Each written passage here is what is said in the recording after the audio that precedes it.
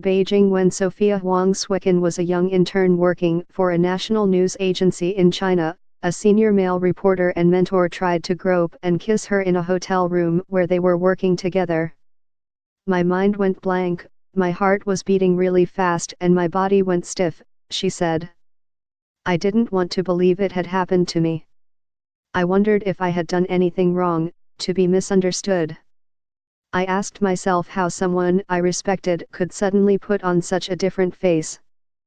When her colleague refused to take no for an answer, Huang only escaped by kicking him and kneeing him in the groin, and running off to a friend's room. But she never reported the incident. Instead, she quit her job, telling people that she wanted to try something new. More than 6 years later, she is finally going public, inspired by the Me Too movement spreading around the world, but dismayed that it has so far failed to take root in China. "Finally there were people brave enough to make it public and start the conversation," she said in an interview. "Unfortunately, China reacted towards Me Too with a lot of silence. Although I could understand why that was, I really felt defeated."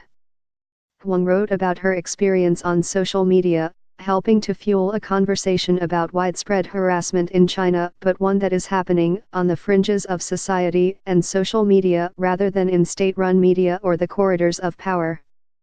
Huang has invited others to come forward.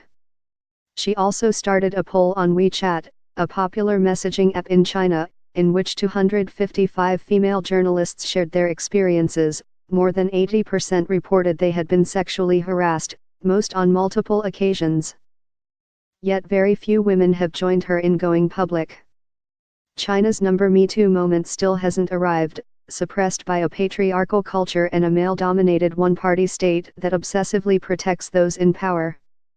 There is still a belief in China, deeply ingrained in traditional culture, that it is a virtue of women to be submissive to the wishes of others, said women's rights activist Yahun, whose own struggle to bring to justice a school principal for molesting 6 schoolgirls in 2013 and the persecution she faced from the government and police for doing so was recorded in the documentary Hooligan Sparrow. Women being resistant or vocal about their experiences are still stigmatized by people who say they simply don't have self-respect, she said. There is also a victim-blaming culture in which women are often shamed for having been careless to fall victim to harassment.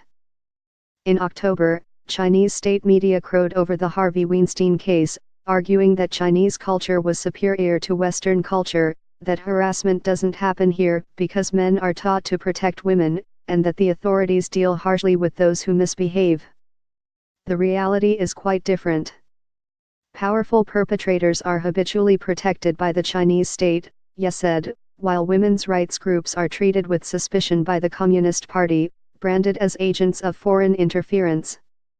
As long as the Communist Party remains in power, it's arguable China will never be ready for a Me Too movement, Lita Hong Fincher, author of the forthcoming book, Betraying Big Brother, The Feminist Awakening in China, said.